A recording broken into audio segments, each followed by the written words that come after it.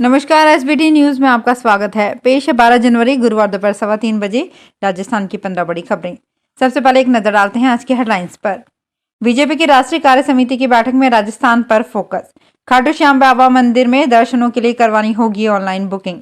Constable ने बस रुकवाकर मांझे में फंसे कबूतर को बचाया। अजमेर नगर निगम में मनोनीत पार्षदों का स्वागत नहीं करने पर विरोध।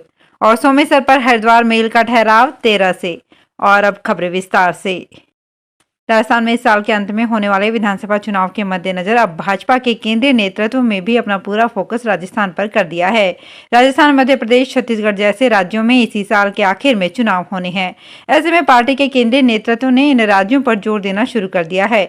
विशेषकर पार्टी हाईकमान को राजस्थान से खासी उम्मीदें हैं कि यहाँ पर पार्टी की सरकार बनेगी। इसी के चलते पार्टी की राष्ट्रीय कार्य समिति की बैठक 16 और 17 जनवरी को दिल्ली में आयोजित होने जा रही है, जिसमें राजस्थान पर फोकस रहने वाला है।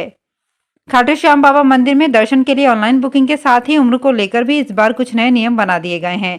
नए साल 2023 में खाटू श्याम बाबा मंदिर में श्याम बाबा के दर्शन के लिए भक्तों को बस कुछ और दिन का इंतजार करना है। जब श्याम बाबा का मंदिर खुलेगा तो भक्तों को दर्शन करने के लिए पहले से ऑनलाइन बुकिंग करनी होगी। अब खाटू श्याम बाबा के दर्शन बिना बुकिंग के संभव नहीं है। साथ ही नए नियम के तहत कोरोना को देखते हुए 10 साल से छोटे और 60 साल से अधिक की उम्र वालों के लिए बुकिंग नहीं की जाएगी।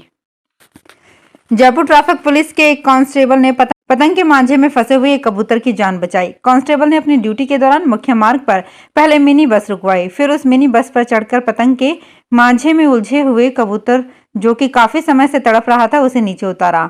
बहुत ही सावधानी से कांस्टेबल प्रेम सिंह ने कबूतर को फंसे हुए मांझे से बाहर निकाला। कबूतर जब मांझे से मुक्त हो गया तो उसे बड़ी सावधानी से एक दीवार पर रख दिया। जयपुर शहर में ऐसे दर्जनों घटनाएं हुए हैं जिसमें लटकते हुए मांझे की चपेट में आने से लोगों की गर्दन, नाक व चेहरे पर गहरे घाव हुए हैं। कई लोगों की तो मांझे से कटने के बाद मौत भी हो चुकी है। अजमेर नगर निगम की साधारण सभा 11:11 पर शुरू हुई। शुरुआत में ही हंगामा शुरू हो गया। वार्ड नंबर 42 के कांग्रेस पार्षद श्याम प्रजापति द्वारा मनोनीत पार्षदों के स्वागत का मुद्दा उठाया गया, जिसके बाद हंगामा शुरू हो गया। कुछ देर बाद पार्षद शांत हुए और बाद में यूजर चार्ज को लेकर बहस शुरू हो गई। मनोनीत पार्षद विपिन बेसिल ने तख्तियां लेकर साधारण सभा में विरोध जताया।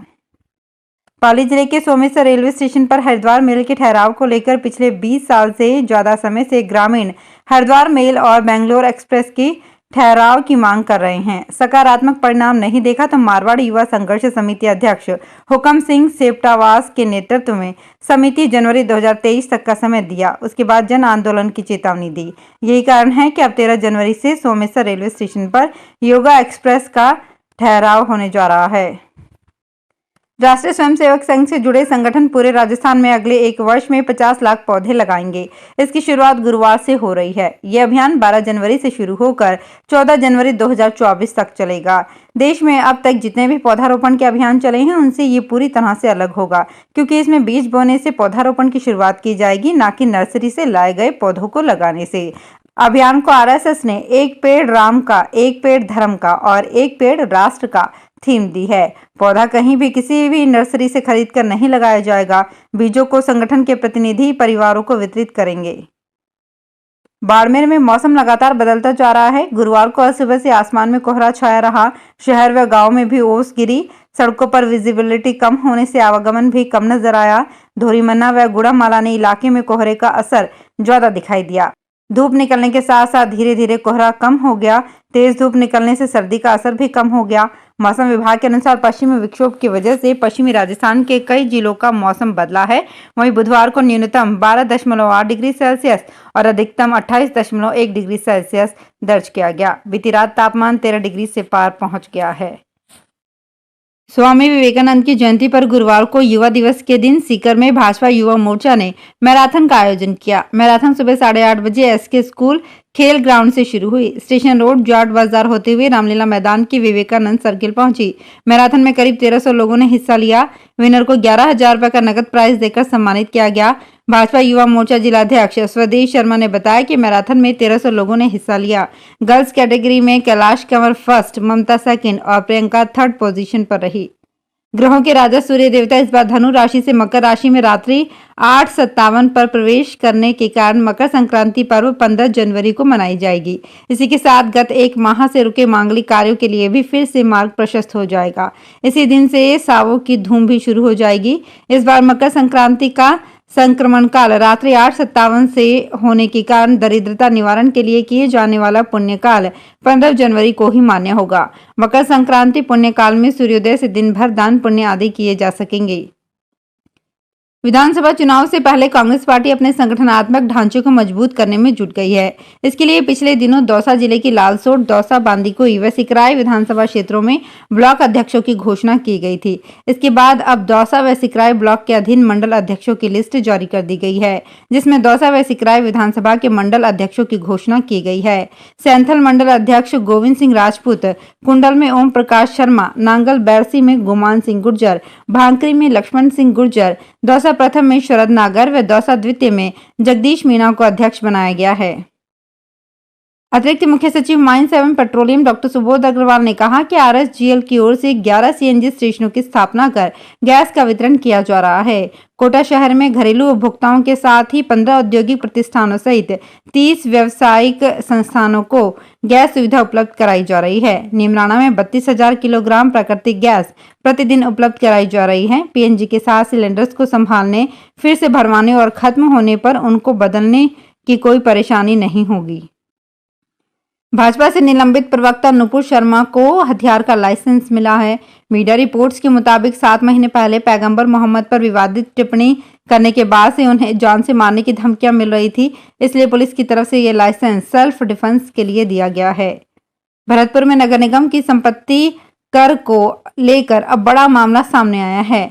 जिस निजी कंपनी को सर्वे कर संपत्ति कर जमा कराने का ठेका दिया गया है, उस कंपनी ने खाली भूखंड के मालिक को ही नोटिस भेज दिया है।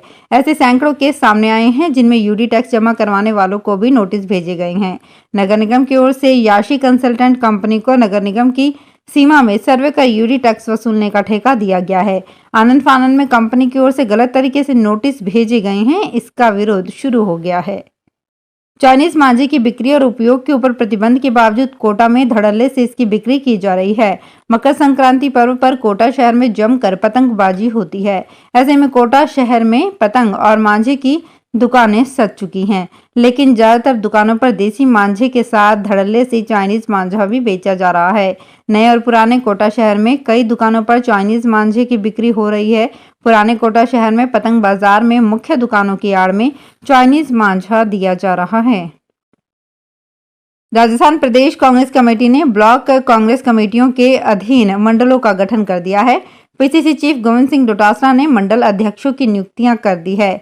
डूंगरपुर में पुराना शहर, नया शहर, पालदेवल, मेताली, खेड़ा, कछवासा, थाना, बोखलापाल, चूड़ावाड़ा, बिच्छीवाड़ा, गामड़ी, आहाड़ा, रामपुर मेवाड़ा मंडल बनाया गया है। इनमें पुराना शहर में मोहम्मद अनीस, नया शहर में नीलेश पटेल, पालदेवल में हेमराज आहारी, मेताली में केवल राम कोटेड़, खेड़ा कछवासा में मुकेश आहारी, थाना में रामलाल पटेल, बोखलापाल में प्रेम प्रकाश मोलात, चूड़ावाड़ा में रूपलाल बरहात, बिच्छीवाड़ा में संजय जोशी, गामड़ी आहाड़ा में ओम प्रकाश यादव व रामपुर मेवाड़ा में हवजी कटारा को मंडल अध्यक्ष बनाया गया है। तो फिलहाल इस बुलेटिन में इतना ही, फिर हाजिर होंगे कुछ और बड़ी खबरों के साथ।